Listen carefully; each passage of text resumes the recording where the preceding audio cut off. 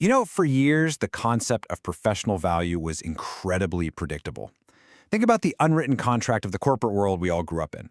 You worked hard, right? You built your expertise over decades, you accumulated this solid track record of experience, and based on that, you moved up the ladder.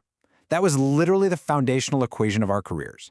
Raw effort, quite simply, translated into value. But what if there's a massive shift happening right underneath us? What if the whole AI revolution is fundamentally changing the equation underneath the equation? Listen, we're not talking about humans losing their value. We're talking about the criteria for value completely shifting. We are witnessing a total resetting of that exact value model. We're not just talking about doing your everyday tasks a little bit faster. We're talking about the market completely altering its core definition of what makes someone a high performer. Those old legacy metrics, years of experience, sheer raw effort, just the pure volume of execution, they're actively losing their weight. They just don't hold the same mass on the corporate scorecard anymore. In their place, completely new metrics are rising with intense momentum.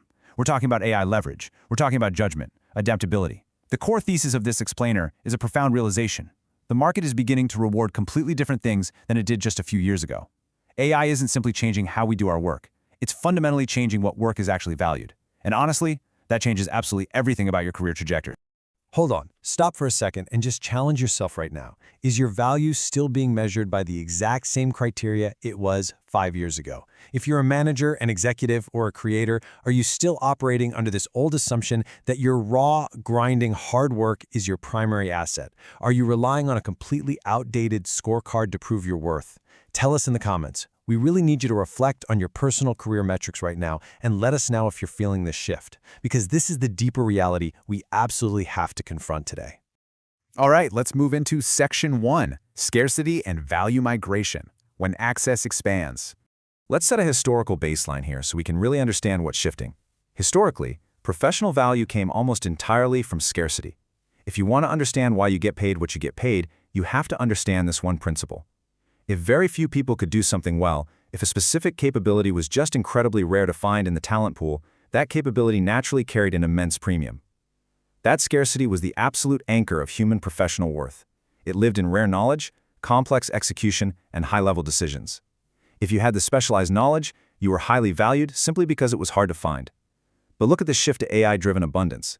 It's like a giant scarcity vault has suddenly swung wide open, and those premium signals attached to rare execution are actively weakening. Why?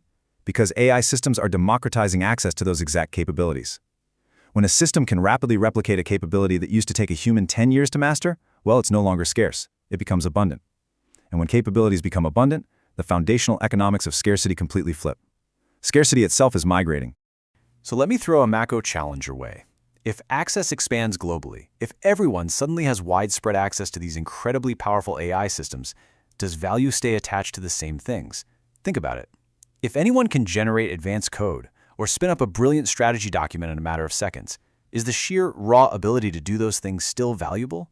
What actually happens to your worth when your unique skill is no longer unique? Drop your thoughts in the comments below. Where do you see scarcity moving in your specific industry? Where's the new bottleneck? Section 2. AI leverage over effort.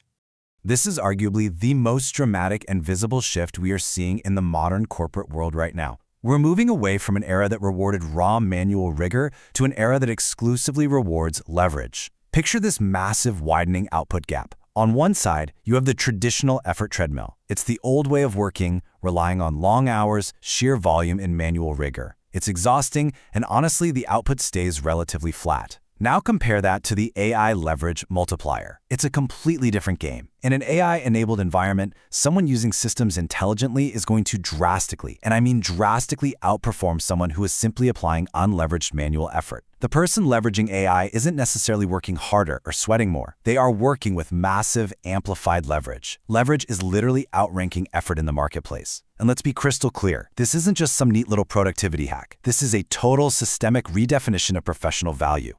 Let's ground this so it doesn't just sound like abstract corporate theory. What does this leverage actually look like in practice? Step 1. Look at strategists. They aren't spending 3 weeks manually crunching data in a spreadsheet anymore.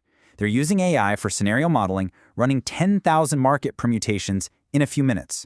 Their real value now lies entirely in interpreting those results. Step 2. Developers. They're intelligently utilizing AI copilots.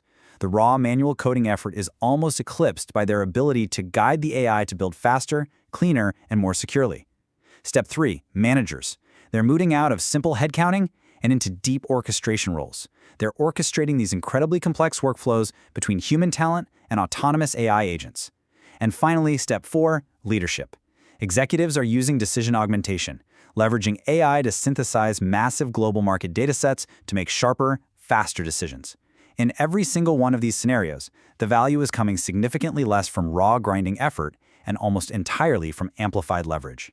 Apply those grounding examples directly to yourself right now. Is your role rewarding effort or leverage? Are you still stuck on that traditional effort treadmill, just trying to outwork a machine? Or are you actively applying the leverage multiplier to your daily tasks to widen your own output gap? Let us know exactly where you stand in the comments. Because figuring out whether you're being paid for your sweat or for your leverage is the foundational question underneath your future career relevance. Section 3. The hidden defensibility risk. Okay, this brings us to a rather discomforting truth. As this whole landscape shifts, a lot of seasoned professionals are stubbornly trying to defend their value using completely obsolete signals. Understand the danger of this hidden defensibility risk. Initially, legacy metrics like working long hours, having a decade of tenure, or managing a massive headcount, these were the old high-performer badges that people wore with absolute pride. But as AI-amplified value takes over, that old badge is shrinking rapidly. It's literally dimming out of existence. Why?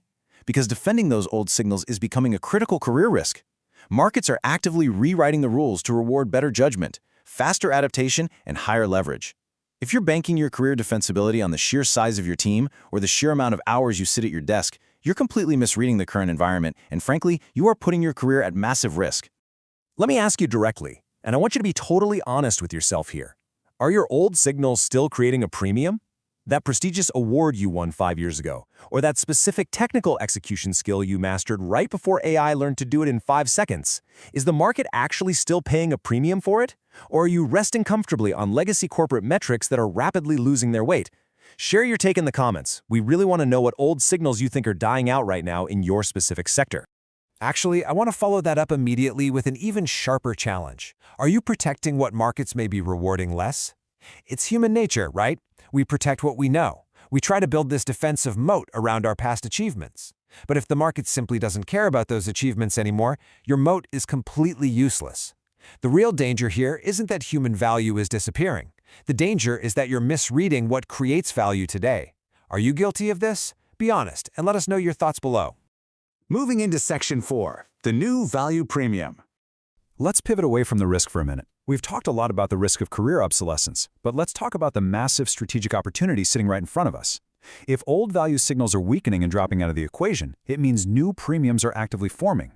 Here is exactly what's rising to take the place of manual execution: judgment, taste, problem framing, adaptability, and above all, trust. These are the higher-order capabilities. When an AI system can instantly execute almost any basic task, the person who knows exactly what task to execute becomes the most valuable person in the room. The ability to correctly frame a highly complex business problem before you ever feed it into an AI workflow, that is an incredibly rare, highly valuable skill.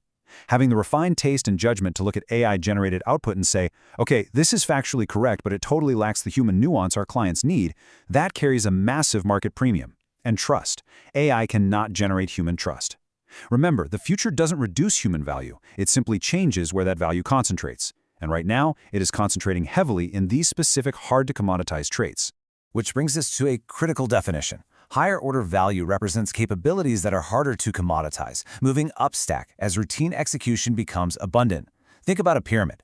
As the heavy base of routine execution gets broader and completely handled by machines, human value physically migrates. It moves upstack, the very tip of the pyramid, representing those higher-order capabilities we just discussed, like judgment, trust, strategic orchestration. That is where the real leverage is now. The routine base is commoditized. The upstack tip is where the new premium lifts. If you want to remain absolutely invaluable, you have to consciously, deliberately, and aggressively move your skills upstack.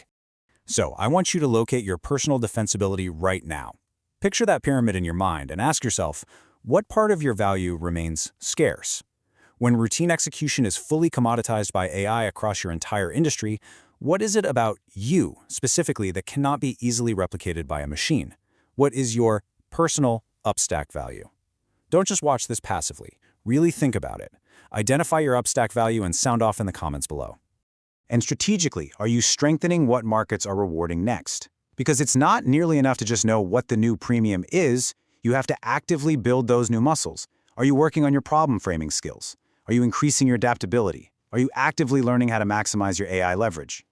Share your career preparation strategies with us in the comments. How exactly are you training for this new reality? We're going to leave you with one final provocative thought to conclude our explainer today. What part of your value would remain scarce even in a fully AI-rich world? If AI can eventually do 80% of what you currently do on a daily basis, what exactly does that remaining 20% look like? And more importantly, how do you focus so intensely on that 20% that you become absolutely indispensable to your organization? Reflect on this deeply. It is arguably the single most important career question you're going to face in this entire decade. We really want to hear your answers, your strategies, and your breakthroughs in the comments. Thank you so much for joining us.